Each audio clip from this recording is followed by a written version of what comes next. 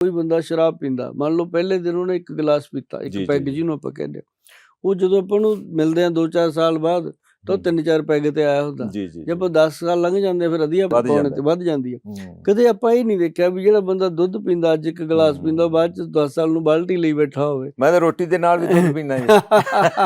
ਸਹੀ ਦੱਸਾਂ ਤੁਹਾਨੂੰ, ਜਿਵੇਂ ਹੁਣ ਠੰਡਾ ਦੁੱਧ ਰੋਟੀ ਦੇ ਨਾਲ ਪਾਣੀ ਦੀ ਥਾਂ ਬਹੁਤ ਵਧੀਆ ਜੀ। ਜੀ। ਇਹ ਤੇ ਮਤਲਬ ਜਿੰਨੇ ਵੀ ਸਾਡੇ ਬਾਗਵਟ ਰਿਸ਼ੀ ਆ ਕਿਤਾਬਾਂ ਦੇ ਵਿੱਚ ਇਹੀ ਲਿਖਿਆ ਹੋਇਆ ਵੀ ਰੋਟੀ ਦੇ ਨਾਲ ਪਾਣੀ ਨਹੀਂ ਪੀਣਾ ਚਾਹੀਦਾ, ਔਰ ਰੋਟੀ ਤੋਂ ਬਾਅਦ ਵੀ ਇਮੀਡੀਏਟ ਪਾਣੀ ਨਹੀਂ ਪੀਣਾ ਚਾਹੀਦਾ।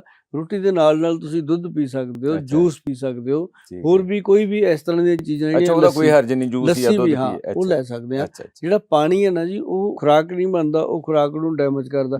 ਜਦੋਂ ਅਸੀਂ ਕੋਈ ਦੁੱਧ ਲੈ ਲਿਆ, ਲੱਸੀ ਲੈ ਲਈ, ਉਹ ਜਸਟ ਇੱਕ ਫੂਡ ਹੈ, ਫੂਡ ਦੇ ਵਿੱਚ ਮੈਚ ਕਰ ਜਾਂਦਾ, ਤਾਂ ਉਹ ਨੁਕਸਾਨ ਨਹੀਂ ਕਰਦਾ।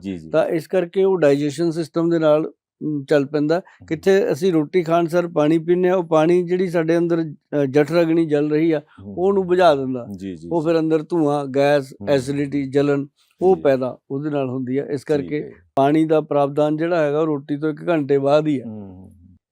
ਅੱਛਾ ਗੋਇਲ ਸਾਹਿਬ, ਬਹੁਤ ਵਾਰੀ ਸੁਣੀਦਾ ਕਿ ਪਾਣੀ ਜ਼ਿਆਦਾ ਪੀਣਾ ਚਾਹੀਦਾ, ਬਹੁਤ ਜ਼ਿਆਦਾ ਪੀਣਾ ਚਾਹੀਦਾ, ਉਹ ਕਿੰਨਾ ਕੁ ਸੱਚਾਈ ਹੈ? ਦੇਖੋ, ਪਾਣੀ ਦੀ ਇੱਕ ਲਿਮਟ ਹੈ ਜੀ। ਹੁਣ ਜਿਵੇਂ ਸਾਡੀ ਬਾਡੀ 'ਚ 70% ਪਾਣੀ ਦਾ ਸਤਰ ਹੈ, ਧਰਤੀ ਤੇ 70% ਪਾਣੀ ਦਾ ਸਤਰ ਹੈ, ਤਾਂ ਇਹ ਪਾਣੀ ਦੀ ਲੋੜ ਸਾਨੂੰ ਹਮੇਸ਼ਾ ਹੀ ਆ। ਪਾਣੀ ਹੀ ਜੀਵਨ ਹੈ ਜੇ ਆਪਾਂ ਕਹੀਏ ਤਾਂ।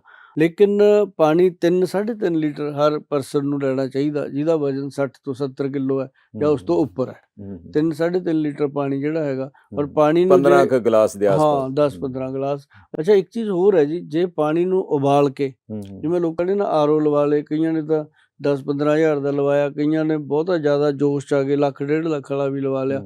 ਮਤਲਬ ਕਿ ਉਹਦੇ ਨਾਲੋਂ ਜ਼ਿਆਦਾ ਬੈਟਰ ਆ।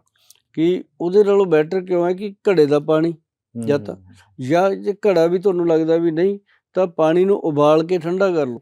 ਜਿਵੇਂ ਤੁਹਾਡੇ ਘਰ ਦੇ ਵਿੱਚ ਮੰਨ ਲਓ 2-3 ਬਾਲਟੀ ਪਾਣੀ ਲੱਗਦਾ ਪੀਣ ਵਾਲਾ, ਤਾਂ ਉਹ ਸਾਰੇ ਟੱਬਰ ਵਾਸਤੇ ਉਹਨੂੰ ਪਾਣੀ ਨੂੰ ਉਬਾਲ ਕੇ ਠੰਡਾ ਕਰ ਲਓ।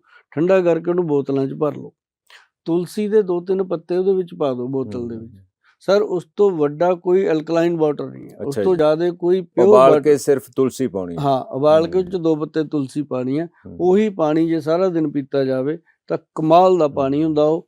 ਜੇ ਉਹਨੂੰ ਫ੍ਰਿਜ 'ਚ ਲਾਉਣ ਦੀ ਬਜਾਏ ਘੜੇ 'ਚ ਪਾ ਲਿਆ ਜਾਵੇ ਫਿਰ ਤੇ ਤੁਹਾਡੀ ਸਿਹਤ ਸਮਝੋ। ਮੈਂ ਤਾਂ ਹਮੇਸ਼ਾ ਘੜੇ ਦਾ ਪੀਂਦਾ ਜੀ ਪਾਣੀ, ਬਹੁਤ ਵਧੀਆ, ਕਿਉਂਕਿ ਉਹੀ ਤਾਂ ਗੱਲਾਂ 'ਚ ਪੁੱਛ ਮੇਰਾ ਸਟਾਈਲ ਹੀ ਇਸ ਤਰ੍ਹਾਂ ਦਾ ਕਿ ਜਿਸ ਤਰ੍ਹਾਂ ਸਾਡੇ ਬਜ਼ੁਰਗ ਰਹਿੰਦੇ ਸੀ, ਘੜੇ ਦਾ ਪਾਣੀ ਪੀਣਾ। ਉਹ ਜਿੰਨਾ ਕੁ ਠੰਡਾ ਹੋ ਜਾਂਦਾ ਉਹੀ ਚੰਗਾ ਲੱਗਦਾ, ਫ੍ਰਿਜ ਵਾਲਾ ਚੰਗਾ ਵੀ ਨਹੀਂ ਲੱਗਦਾ। ਤੇ ਉਸੇ ਤਰ੍ਹਾਂ ਦੀ ਸਾਦਗੀ ਵਾਲੀ ਜ਼ਿੰਦਗੀ ਤੇ ਐਕਸਰਸਾਈਜ਼ ਚੰਗੀ ਔਰ ਚੰਗੀ ਖੁਰਾਕ, ਇਹ ਬਹੁਤ ਜ਼ਰੂਰੀ।